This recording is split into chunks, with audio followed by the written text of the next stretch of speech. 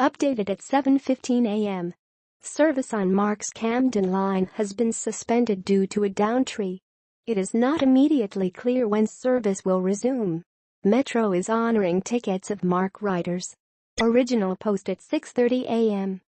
Drivers and pedestrians are advised to use caution Monday morning with a strong wind advisory in effect for the DC area.